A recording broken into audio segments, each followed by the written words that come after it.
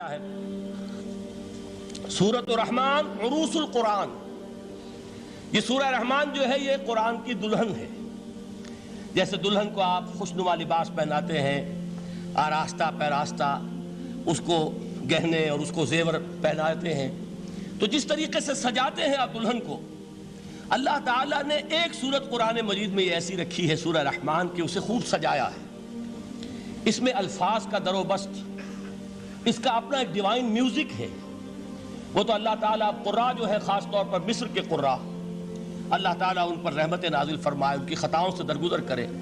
جس طرح قرآن کے انٹرنسک میوزک کو انہوں نے واضح کیا ہے، واقعہ یہ ہے کہ اگر یہ لوگ نہ ہوتے، شیخ عبد الباسط محمد عبد الصمد، شیخ محمود خلیل الحصری، یہ لوگ کہ جنہوں نے قرآن کے اس غنا میوزک، یہ لفظ جو ہے آپ حیران نہ ہو کہ میں یہ کوئی شاید توہین کر رہا ہوں قرآن کی، حضور نے یہ لفظ استعمال کیا ہے، تغنو، اس قرآن کو اچھی سے اچھی خوشلہانی کے ساتھ پڑھو۔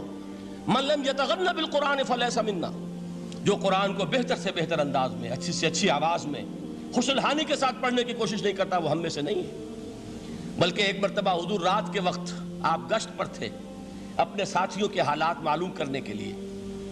حضرت ابو موسیٰ اشعری رضی اللہ تعالیٰ عنہ ایک صحابی ہیں، ان کے گھر کے پاس سے گزر ہوا، وہ رات کو تہجد پڑھ رہے تھے، کھڑے ہوئے کیف کے عالم میں قرآن تلاوت کر رہے ہیں۔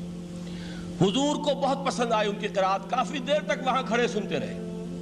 اب انہیں کیا پتا کون سن رہا ہے، بالکل اسی طرح سمجھ لیجئے ایک بات یاد آئی ہے، حضور فرماتے ہیں کہ جس طرح کان لگا کر اللہ قرآن کو سنتا ہے، کسی چیز کو نہیں سنتا۔ ہمیں نظر نہیں آتا نا، ہمیں معلوم نہیں، ہم قرآن پڑھ رہے ہیں تو سننے والا کون ہے؟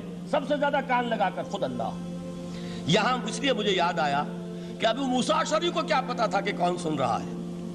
وہ اپنی کیفیت میں نماز میں تہجد میں قرآن کی تلاوت کر رہے تھے، اور ظاہر بات ہے ان کے گھر ایکڑوں میں بنے ہوئے نہیں تھے، ایک ایک کمرہ، ایک ایک کوئی حجرہ، ایسے ہی تو گھر تھے نا صحابہ کے، لہذا حضور پاس سے گزرے، آواز آئی، کافی دیر سنتے رہے۔ اس کے بعد آپ تشریف لے گئے، صبح فجر میں ملاقات ہوئی تو حضور نے تحسین کے انداز میں فرمایا، یا ابا موسیٰ انکا قد اوتیت مزمارا من مزامیر آل داؤد، اے ابو موسیٰ تمہیں تو آل داؤد کے سازوں میں سے ایک ساز اللہ نے عطا فرما دیا ہے۔ جس طرح حضرت داؤد، لہن داؤدی مشہور ہے کہ جب وہ پچھلے پہر رات کو حمد کے ترانے الاپتے تھے، قرآن میں ہے کہ پرندے شامل ہو جاتے تھے ساتھ، اور پہاڑ وجد میں آتے تھے، پہاڑ بھی ان کے ساتھ شریک ہوتے تھے۔ تو جس طرح کا اللہ نے ان کو لہن عطا فرمایا تھا، حضور نے تحسین کے انداز میں فرمایا ہے ابو موسیٰ اشعری، اللہ نے تمہیں بھی آل داؤد کے سازوں میں سے ایک ساز عطا فرمایا۔ بہرحال قرآن مجید کا جو یہ میوزک ہے، قرآن کے الفاظ کا جو حسن ہے، جہاں تک حسن معنوی ہے وہ تو ہر لفظ میں ہے، لیکن یہ حسن ظاہری، حسن صوتی، حسن لفظی، یہ اپنے کلائمیکس پر آپ کو نظر آئے گا سورہ رحمان میں۔ لیکن قرآن میں یہ سورت اس اعتبار سے بھی ممتاز ہے، اس کی 4 آیات پر ذرا توجہ کریں گے، عجیب حقائق سامنے آئیں گے۔ جہاں یہ قرآن مجید کے حسن صوت اور حسن لفظی کی معراج ہے، وہیں اس کی پہلی 4 آیات میں 4 چوٹی کی چیزوں کا ذکر ہے، سب سے اونچی چیزیں۔ پہلی آیت کیا ہے؟ الرحمن، ایک آیت ہو گئی۔ رحمان کیا ہے؟ اللہ کا نام ہے۔ کبھی آپ نے غور کیا اللہ کے ناموں میں سب سے پیارا نام کون سا ہوگا؟ رحمان۔ کیوں؟ اس کا مادہ کیا ہے؟ رحمت۔ ہمیں سب سے بڑھ کر جس چیز کی ضرورت ہے وہ کیا ہے؟ رحمت خداوندی۔ نام اچھی طرح سن لیجئے اس حضور کے قول کو۔ حضور فرماتے کوئی شخص جنت میں مجرد اپنے عمل کی بنیاد پر داخل نہیں ہو سکے گا جب تک کہ رحمت خداوندی دستگیری نہ کرے۔ کسی صحابی نے بڑی ہمت اور جرأت کا ثبوت دیا کہ پوچھ لیا، کیا حضور آپ بھی؟ جب آپ نے فرمایا کوئی شخص داخل نہیں ہو سکتا جنت میں محض اپنے عمل کی بنیاد پر جب تک کہ رحمت خداوندی جو ہے وہ دستگیری نہ فرمائے۔ پوچھا گیا کیا آپ بھی؟ آپ نے فرمایا ہاں میں بھی۔ آپ انداز کیجئے کہ اگر محمد الرسول اللہ بھی رحمت خداوندی کے ضرورت مند ہوں تو تاب دیگراں چے رسد، ہماری تو سب سے بڑی ضرورت رحمت خداوندی ہے۔ اب یہ رحمت جو ہے قرآن مجید میں اللہ تعالیٰ کی یہ شان 2 الفاظ کے ذریعے سے آتی ہے، رحیم اور رحمان، اور کوئی مادہ نہیں ہے جس سے 2 نام بنتے ہوں اللہ کے، لیکن یہ مادہ ہے واحد رحمت کا کہ جس سے رحمان بھی ہے رحیم بھی ہے۔ رحیم صفت مشبہ ہے، رحمت دائم ہو جائے گی، مستقل ہوگی تو رحیم کہیں گے۔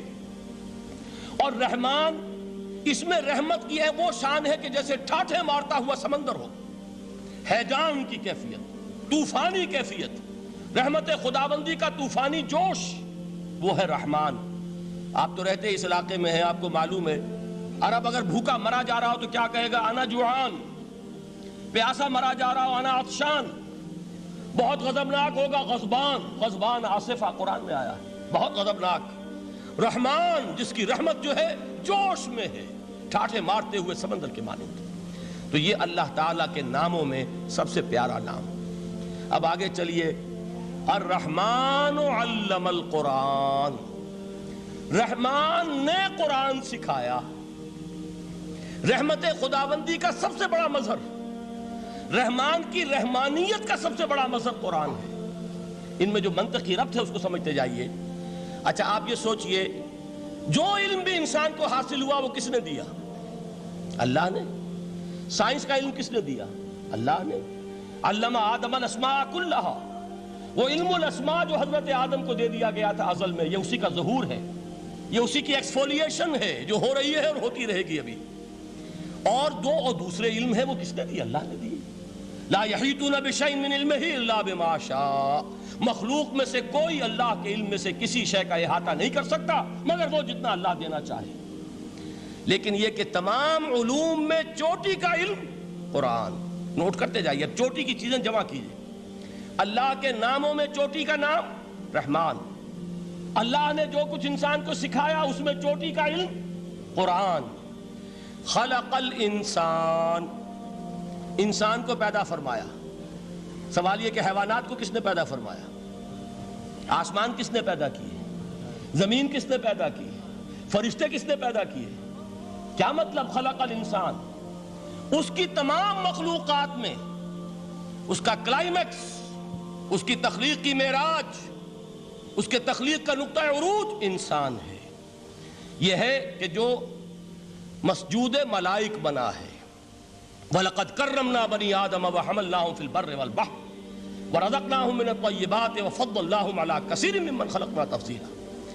تو تخلیق میں سب سے اونچی تخلیق انسان کی، علموں میں سب سے اونچا علم قرآن کا، اللہ کے ناموں میں سب سے اونچا نام رحمان۔